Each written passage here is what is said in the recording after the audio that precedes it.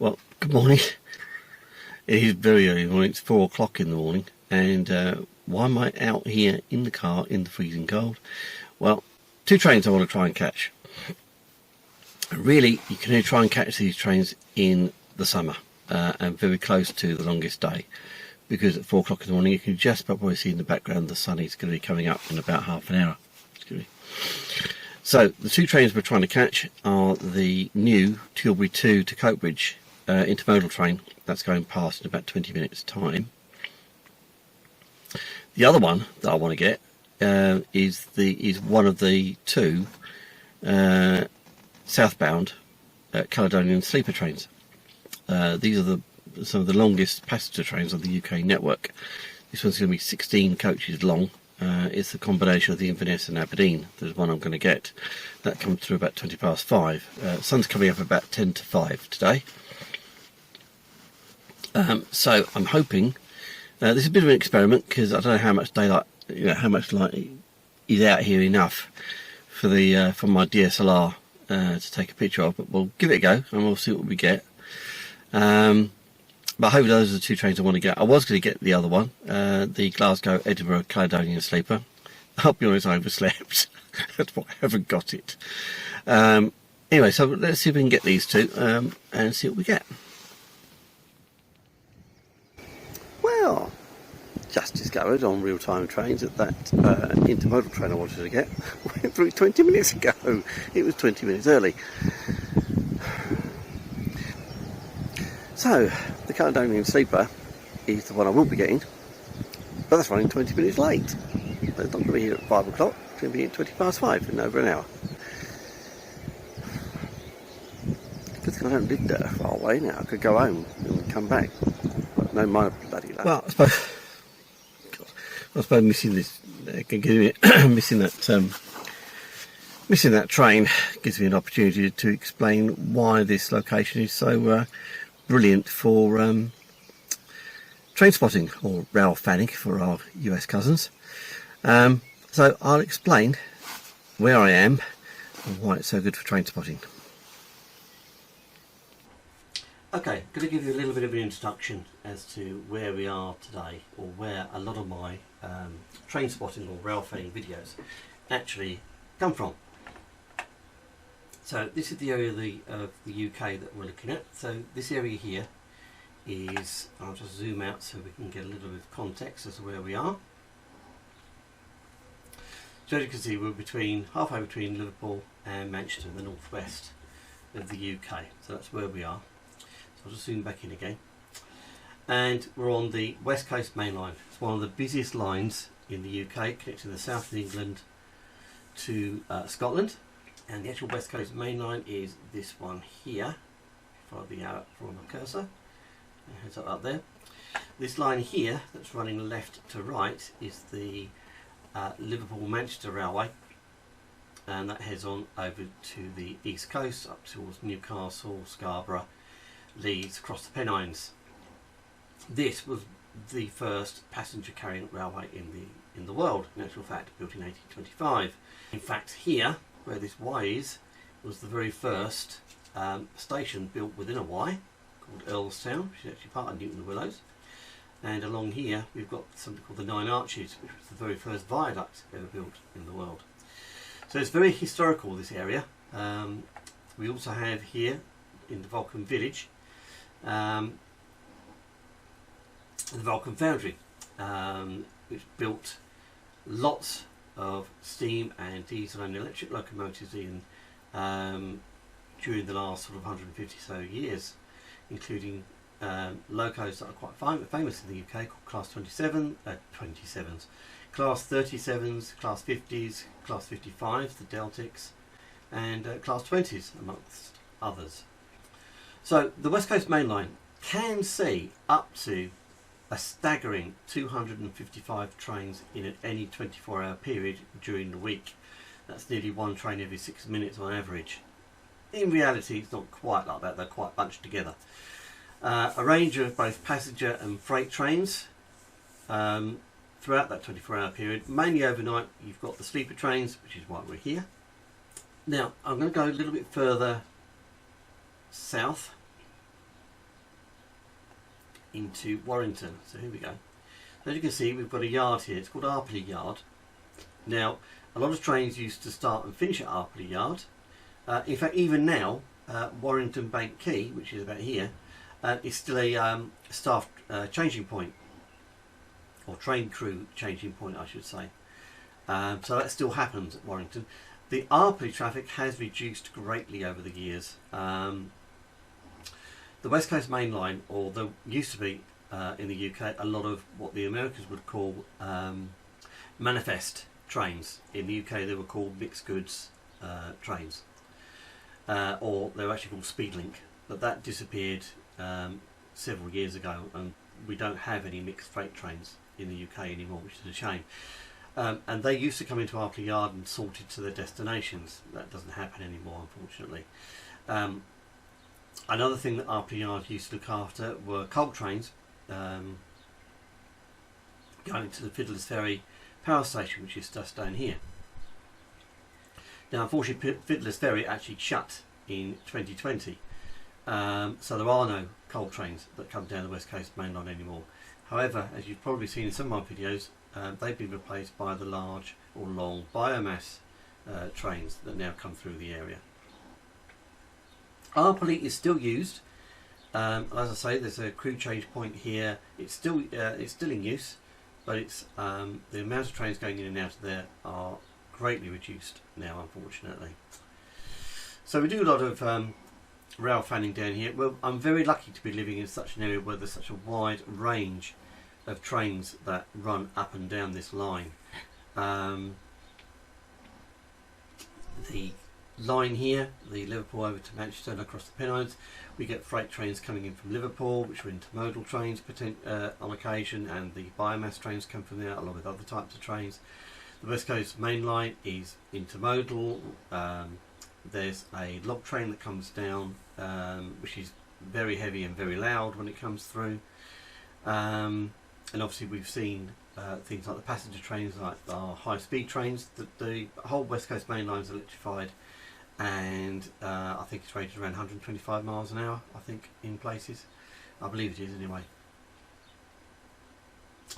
And obviously we have local diesel multiple units, where there are still places in the country where are not electrified, and highly unlikely they ever will be electrified because they're right out in the middle of nowhere. Wales has a lot of unelectrified lines, and north of Edinburgh and Glasgow it's all non-electrified. So the Caledonian Sleeper that we're seeing today actually is diesel powered as far south as Glasgow and Edinburgh, and it only then does it switch to electric power, which are class 92s. But as I say, today we're mainly concentrating on the Caledonian Sleeper. My pet dog there thinking I'm being boring. And there are diesel hauled passenger trains still. Not many, but there are one or two that actually come through here, mainly on the Trainspotting company. I have to say, for our American viewers, we still have, or we used to until last year, we have all our passenger services were privately owned. They've recently gone back under government control, but we will still see the liveries of all the different private lines, probably for some time, I would imagine. And unlike the United States, all the lines in this country are passenger focused. Freight comes second, which in the US it's the other way round. I'm well aware of that. Passenger traffic on Amtrak shares its, or has to get time on the lines that are run by Union Pacific and so on. In this country it's the other way round. Freight comes second. But anyway, I digress. So a couple of trains I actually did manage to find. As I say, I was absolutely mad getting up at the time that I did, which was 4 o'clock the other morning. Yeah,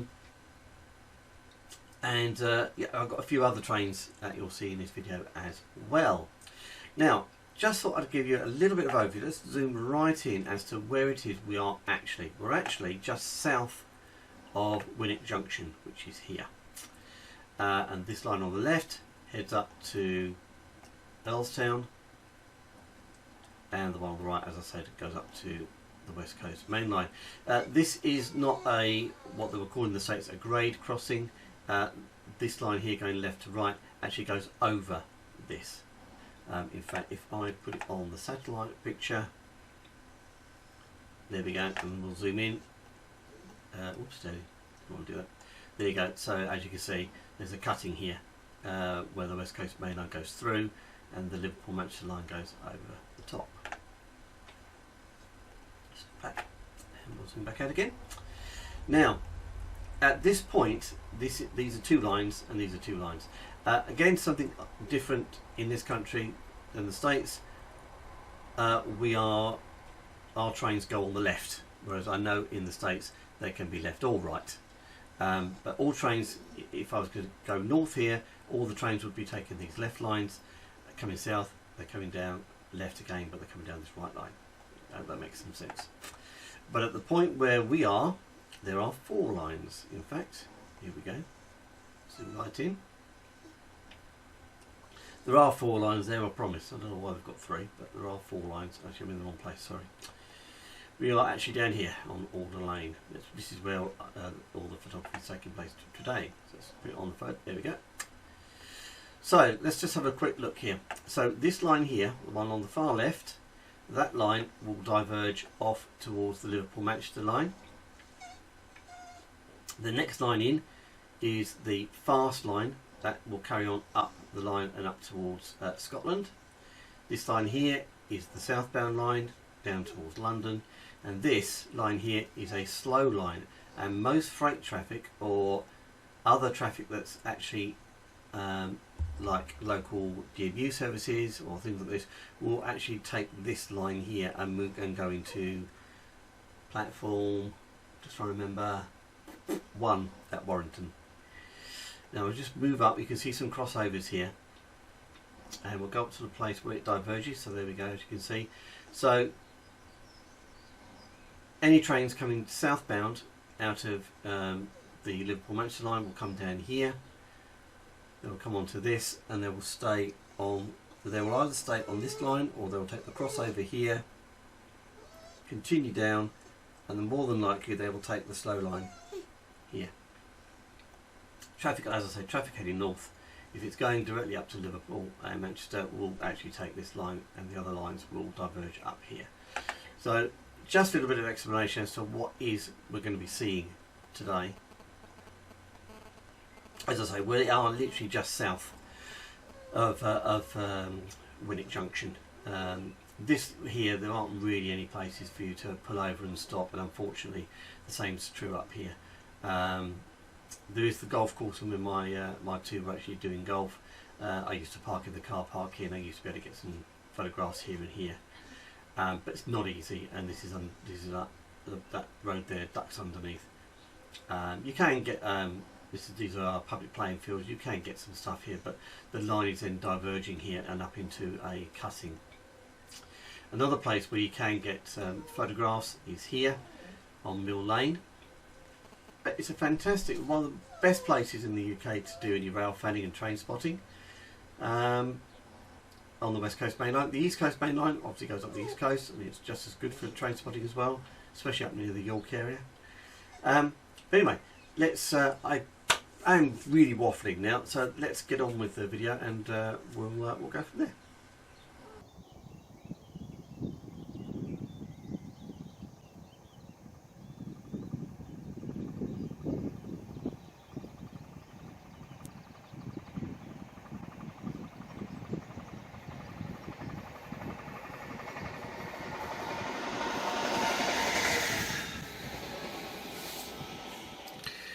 So, I've just checked on real-time trains, and the Caledonian Sleeper has just left Preston. It's running about 10 minutes late at the moment, so it should be here in about 20 minutes according to them. Just got a DRS light engine move going northbound. That wasn't supposed to be here for 20 minutes, so everything's running, apart from the Caledonian Sleeper, everything's running about 20 minutes early. So the Caledonian Sleeper is running 10 minutes late. There we go. The wonders of doing rail fanning. So, yeah. Anyway, so we'll get these cameras set up. I've got 2 cameras which I'm going to be putting, one northbound, one southbound, and see what we get.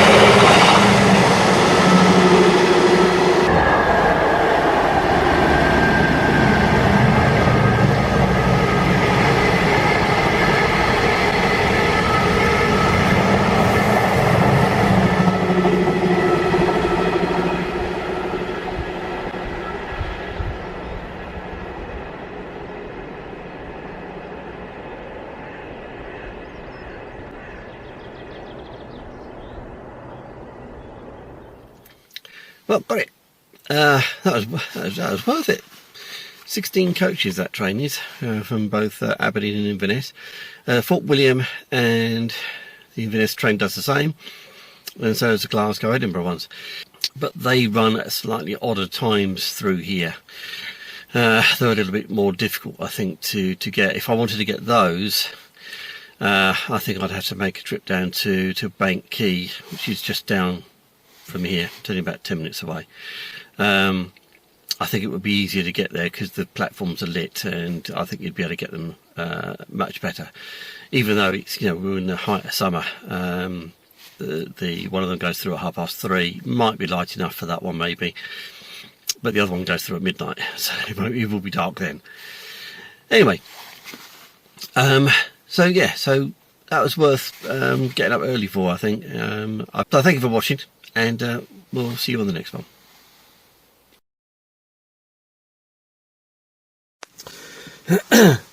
Okay, back again. It wasn't going to be a see you on the next video.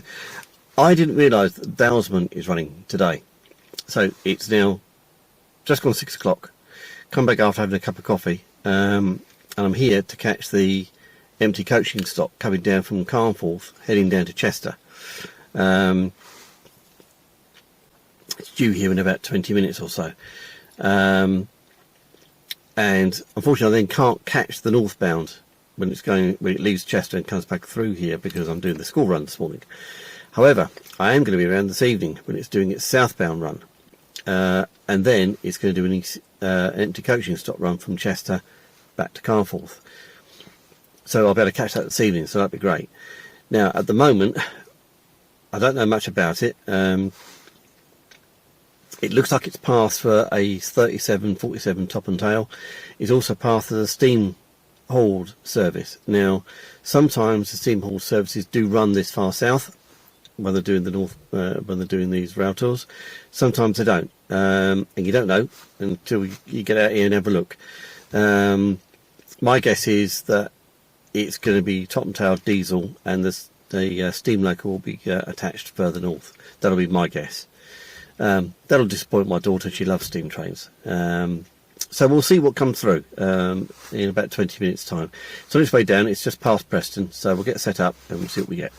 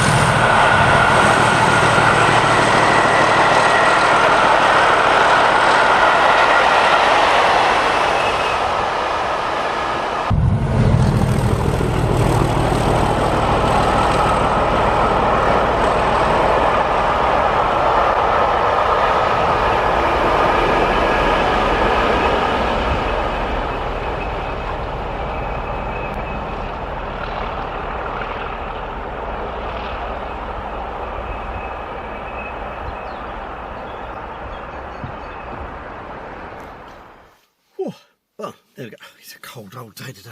Well, there you go. It was I was actually completely wrong. 37 at the front, and 4145, I believe, at the back. I will double check that when I look at the video, but I believe it was 4145 at the back. So that would be good for later on. Unexpected freight went through as well. A couple of other trains went through as well. It's quite a busy time of the morning up here on the West Coast Main Line. Anyway, we'll get back here this evening and we'll try and catch it going backwards and forwards later.